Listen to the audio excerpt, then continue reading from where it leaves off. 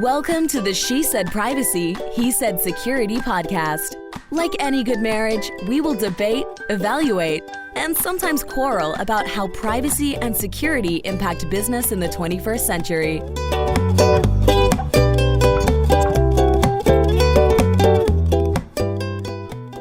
Hi, Jody Daniels here. I'm the founder and CEO of Red Clover Advisors, a certified women's privacy consultancy. I'm a privacy consultant and certified informational privacy professional, providing practical privacy advice to overwhelmed companies. Hello, Justin Daniels here. I am passionate about helping companies solve complex cyber and privacy challenges during the life cycle of their business. I am the cyber quarterback, helping clients design and implement cyber plans, as well as help them manage and recover from data breaches. And this episode is brought to you by Red Clover Advisors. We help companies to comply with data privacy laws and establish customer trust so that they can grow and nurture integrity. We work with companies in a variety of fields, including technology, e-commerce, professional services, and digital media. In short, we use data privacy to transform the way companies do business. Together, we're creating a future where there's greater trust between companies and consumers. To learn more and to check out our best-selling new book, Data Reimagined, Building Trust One Bite at a Time, visit redcloveradvisors.com. Speaking of bites, I think we're both hungry today. We are. My breakfast was a really long time ago and really small, and I'm really hungry. I need the desk. Well, let's not eat the desk, but let's introduce our guests instead. Okay. All right. Well, today we have someone that I've known for a good bit of time, who I've worked with on incident response. So today we have Larry Slusser, who leads the technical cyber team at SecurityScorecard, including incident response and digital forensics. His experience includes leadership at several Fortune 500 companies and service in the United States Air Force. Larry, welcome to the cauldron of the podcast. Thanks, Justin. Thanks, Jody. I don't know what I got myself in here. I was just thinking, you have no idea what you signed up for. You've confused him. You're like, Larry, it'll be fun. Come on, we're going to have a nice conversation. And then you drum up cauldron. Yes, but how do you know it's not the cauldron where it'll be Larry and I having fun at your expense? Because cauldron, well, yeah, that's good for you, not for me. Cauldron is negative. We're happy, positive people here. I've flipped the script. Apparently you have. Larry, I'm bringing the script back. Tell us a little bit about how you got to where you are today.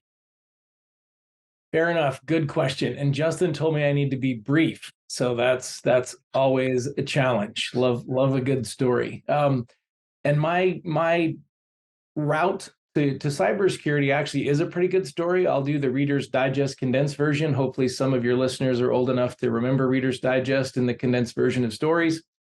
After a career in the Air Force and leadership, pretty successful leadership time in Fortune 500 companies, running a couple P&Ls, needed to support my wife and in her pursuit of her doctorate. And through that time period, I decided to get a master's in cybersecurity. Through a couple strange happenstance meetings with friends who were in cybersecurity, decided to pursue it. And then found my way into LifeArs, working for Andre Krahel.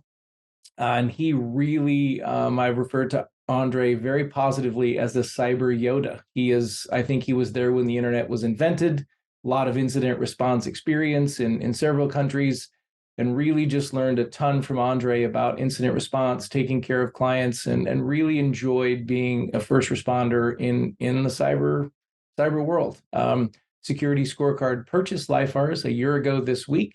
And so have learned all about cyber scoring and ratings and that industry as we've integrated over the last year. So still excited to lead our incident response team, also deal with our proactive security team, doing pen testing, red teaming, and then also learned a lot about vendor risk, more than I actually ever wanted to know about third-party risk management, and in particular the cyber pillar of that practice. So yeah.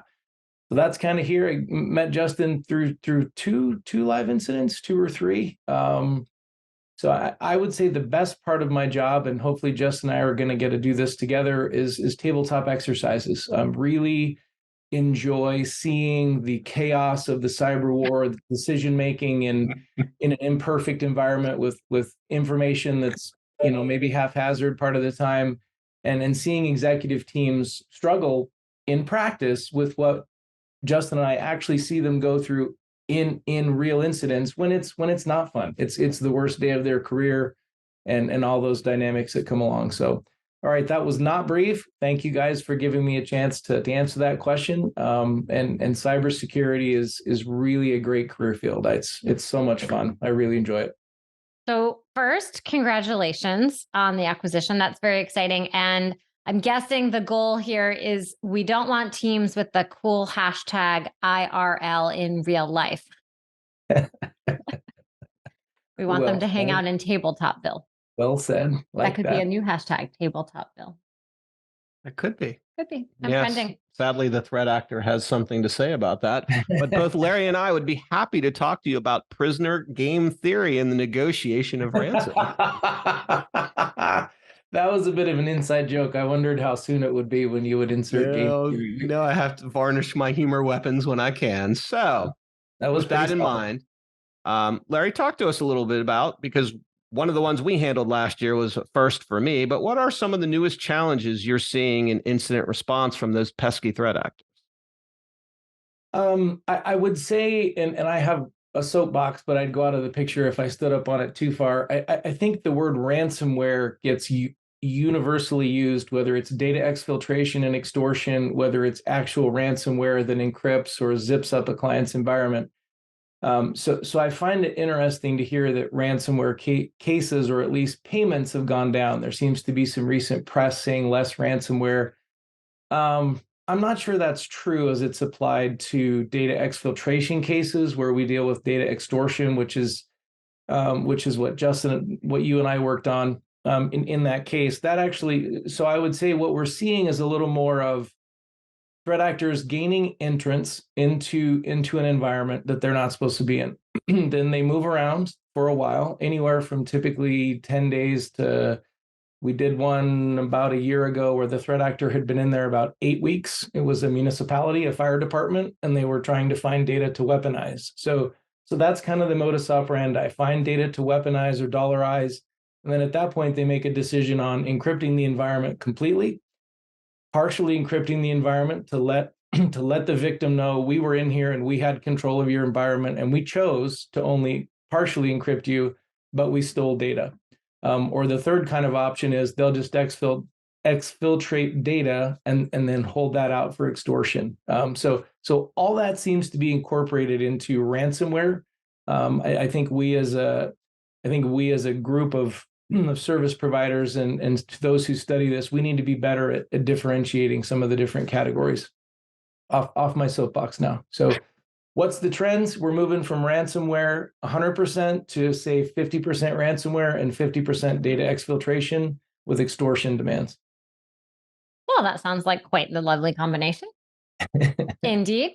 So if we think about what, other trends, and sadly war is still here, and especially the war in Ukraine, which, is actually also in a anniversary state.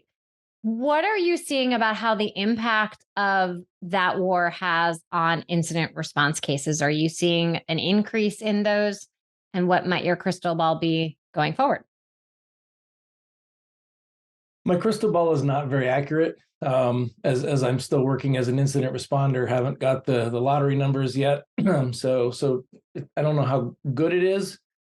My sense is, and certainly we heard this from the FBI, I think Justin was involved in one of those briefs, that conflict did affect ransomware groups, particularly ransomware as a service groups, where they might have a call center to help victims get their systems decrypted or help them with ransomware payments. These threat actors, they're very customer focused.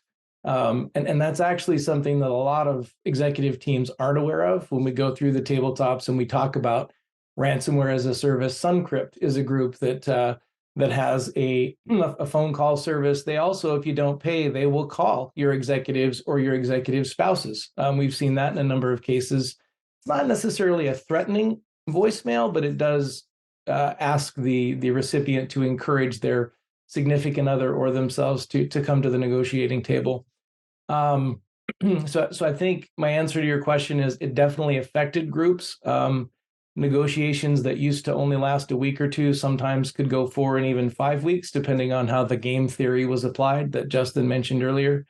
I think threat actors are not going to like the press that's saying they were less effective last year. I don't think that's a good strategy.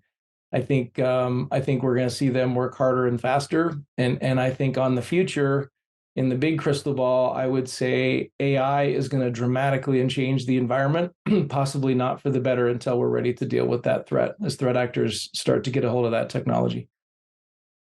Larry, can you expand a little bit? What are you thinking? What might be an example of how AI will play into this in a negative way? I think, it's now kind of getting to the point where we can all log on and get an account and play around a little bit with AI and see what it can do for us. Imagine a threat actor applying that to credential stuffing or a password, taking all of the publicly available operational intelligence that you could gather on one of us. Our social media profiles all have a lot of birthdays, a lot of school information, where we went to elementary school, high school. A lot of those questions we see that are security questions to verify access, a lot of those can be guessed. So if you use AI to comb through an individual's publicly available information, I think it makes password guessing, credential stuffing, that type of thing, I think it makes threat actors able to multiply their efforts. Fair point. So, Larry, I wanted to ask you a follow-up, especially in light of a couple of cases we've handled, is when you're doing tabletops, and you might include where the threat actor starts to call customers or starts to call the spouse of the CEO, what kind of reactions are you getting from the management team? Do they scoff and say, this seems a little outlandish, or are they taking that likelihood more seriously? I think that's a great question. I think a little bit of both. There's been times that I could see on the look on their faces that they didn't necessarily believe that someone could have access to their cell phone numbers. And we have a slide ready, of course, with all of the protected information redacted, but you can very easily find someone's name, social security number, every previous address they've ever owned, every car that they've owned, all of their significant level 1 family or friends, and those folks' phone numbers. So typically we have someone who's a willing participant that we've pulled that on in a tabletop. Sometimes it's the CEO, sometimes it's the CEO, sometimes it's the CTO. But if they doubt how easily that information is to get, we show them that we actually have it on someone on their staff. And then it gets pretty real pretty fast. And it's we joke kind of in the business that scaring is caring, but it really is a little alarming. That's the bumper sticker right there. That's awesome. Great you guys to trademark that. Okay, in our house, Justin, your mom is sharing is caring. Now we have scaring. Wait, I already scaring is caring. Scaring is caring. That's going to be great. Yeah, scaring is caring. I haven't trademarked it, so if you guys beat me to it, let's share that one. Yeah, well, you'll know who to go after. So, Larry, another question I wanted to ask you is, and this is my overwhelming experience, but how often do you handle an IR where a customer actually has a plan that they've practiced, or is your experience mostly they call, they have no plan, they just know that you can help them and you have to go from there? What has mostly your experience been over the last several years on that? Yeah, I'd say less than 10% of the time, somebody actually has an incident response plan that they know where it is and they've practiced it. I used to say on our tabletops, it's fantastic that you're committed to this exercise. We have never actually gone through a live incident with someone we've done a tabletop with, but sadly this past year that streak was broken. I got a phone call from the client, thought it was just going to be a standard, hey, how you doing? After about a minute, and he said, well, we're in trouble. We activated our incident response plan. And I'll tell you, it was easy to go through that. It was a difficult situation, but they knew exactly the steps to take, what to do, what questions the threat actor was going to pose, how to deal with cyber insurance. So it really demonstrated the benefit of the tabletop for the organization. But yeah, I'd say maybe not even 10%, maybe less. Most people are confused. They think they're going to call their cyber insurance and everything's going to be wonderful. And it just starts to go downhill from there. What are some of the key areas when you do those tabletops that always kind of rise to the top that people aren't prepared for? I think knowing exactly who's going to be on that incident response committee, whether it's whatever name they choose to have for it, who's on that committee, who's on that team. The first thing we talk about is out-of-band communications. I would say 90% of organizations have no real idea how they're going to do that. So they go to personal cell phones, personal emails. I think the second thing would be decision-making. Do we have an executive group, kind of a mid-level group that's going to talk about that? Maybe the CTO, the COO, and then we're going to go to the CEO and the board level. But the progression of decision-making is interesting. Most organizations have not really thought about that. And funny enough, most organizations really haven't thought about, will we pay ransomware? Immediately the discussion turns to what does insurance cover? And then that's kind of a rabbit hole we spend some time on because it's kind of a quagmire. But a lot of companies, there was one company that told us that they have a philosophy that they will not pay. And then when we actually got to it, the owner of the private equity company said, we're going to pay. So that created a huge discussion, right? Because philosophically, we're not paying ransomware, we're not paying terrorists, and they're all terrorists. So that was, I think Mike Tyson said it best, right? Everybody's got a plan till they get in the ring and get hit in the face, and that's kind of the way it is with ransomware. I'm going to send you that slide because I just used it in a workshop where I was telling everyone how to plan, but you get in the middle of an event, sometimes you have to deviate from whatever your plans are because it's required. But I have another interesting follow-up question I want to ask you, which is, in the cases that you're involved in where there is a ransom demand, what is the percentage of the time that people pay it? 80%. That's consistent. I almost never have somebody not pay it for two reasons. One, they don't know how good their backups are, and they consider that it is easier to get the decrypt key, which obviously won't get you back 100%, than to try to go from their backups. And I assume you see that as well, as most people do not test their backups, even if they have them, and they're not willing to rely on that as opposed to paying the ransom. I definitely agree with your statement. And I think, too, as companies, I do think that's affected the market, if you will, from the threat actor's perspective. More companies are focusing on backups. It's really a business decision, right? If I have good backups and I can roll my machines back or build new machines, it's just which is more expensive, paying the ransom or rebuilding if I have good backups. Unfortunately, there's times where we deal with smaller companies who don't have good backups or their backups are encrypted. They have to pay or they're kind of starting over again. So we really can't help them in that situation, which is difficult. But yeah, you're absolutely correct, I think, Justin. So another thing I wanted to ask you, kind of stepping back, Larry, because you're on the forefront of when both companies hire you for incident response and as well as proactive services. So let's assume for a moment it's a company that doesn't have a CISO, which is pretty common. What C-suite executive is controlling the cyber budget for the cyber spend? They don't have a CISO and they don't have a VCISO at all. Just a straight. So it's probably going to be their CTO, their chief technical officer, depending on the relationship with the COO, either the COO or the CTO. A lot of times the chief financial officer will be the one holding the cyber insurance, which may or may not take into account a lot of their environment, if you will. It's just a line item that gets paid for. We're seeing that change in cyber insurance as companies have to get a lot more sentient and really pay more attention to that coverage. But I would say the CTO, and then we get into what's more important: information security in the cybersecurity vein or IT. So that's kind of an industry nuance, if you will, or a little battle that's always kind of going on: IT versus cybersecurity within companies. We talked a little bit about the variance of ransomware and how we're starting to see more data extortion. Are there other variants or trends that you're starting to see come out, and maybe even trends of how people are responding? Great question. I think we're still seeing the usual suspects, if you will. It was nice to see FBI's work on Hive. We went up against Hive many times this past year, along with a Black Cat.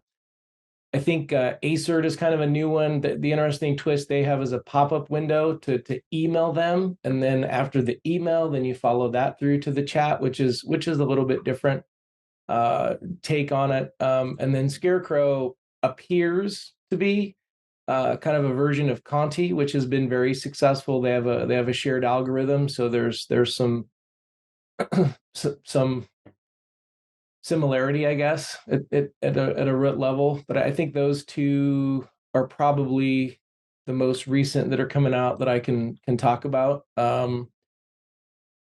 It's always changing. The cyber world is not stagnant. Whichever side you're on, the criminal element or the incident responder teams, we're always going back and forth.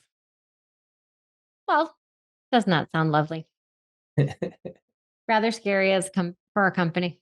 Well, this is what happens on the back end if we're not minding our cyber P's and Q's. And unfortunately, for Larry and I both, most of the time it's a very chaotic experience, and it's a struggle to get companies to want to be more proactive unless they've experienced this. And even then, some companies still don't want to do what they need to do with cyber, which I guess, Larry, you and I have talked about this a little bit, but any thoughts you have or any rumblings around these SEC regulations for cyber that come out and what the Biden administration is saying? Because I'm of the view it's going to take regulation. I'd love to hear your input as to what your thoughts around how cyber regulation would impact some of the statistics that you've been giving us from your experiences. Do you mean reporting, the reporting of incidents, or do you mean more of the steps that need to be taken within an organization to demonstrate readiness? I think it'd be more the steps to take to be ready, because now there's regulations out there that require public companies to report on what is your cyber readiness, what is your plan, because I think that will trickle down into a lot of these mid-market companies that are part of their vendor ecosystem. It's always, I mean, not to delve off into a big debate, but I do think it's interesting, kind of the centralized government versus states' rights. That's kind of essentially what we're talking about is mandating a certain amount of cyber defense. And I think the government's trying to take the lead in that. I think insurance companies are also finding out that they have to take the lead in that. Things like multi-factor authentication, things like endpoint detection and response, quality backups. There's a lot more due diligence going on in the insurance market to ensure they're doing things like, home inspections, to ensure the home meets certain standards. I do think, Justin and Jody, I do think that's the way it's going to go. Like we have public building codes for buildings need to be built to a certain standard. I think we could see a similar move within cybersecurity and within businesses. You have to have backups. You have to have a certain amount of air gapping. You do need to have minimum standards to protect the crown jewels of your organization. I neglected to mention, Jody, to your question on tabletops, I'd say half of the C-suite executives in companies when we meet do not know what their crown jewel data is. And if they do know what it is, they really can't tell you how well protected it is. And that's a concern, right? Everybody feels like we're going to the cloud. So the cloud will make us safe. And as we all know, it's not. So I do think the long, many worded answer to your question, Justin, is I do think it's going to impact. I think there's going to be a battle as to how much it's going to impact businesses, how much they have to spend to demonstrate that they're adhering to this cyber building code, if you will, cybersecurity. Since a big part of what you do is trying to help companies protect those crown jewels, what would you offer as your favorite best cyber tip?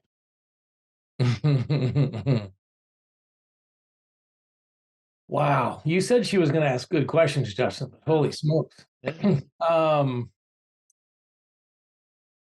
think the best cyber tip I would give companies is, and it's going to sound horrible, but it really is awareness.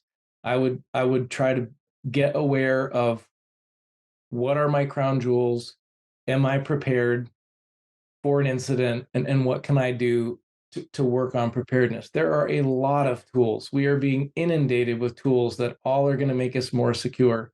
Some of them overlap, some of them don't.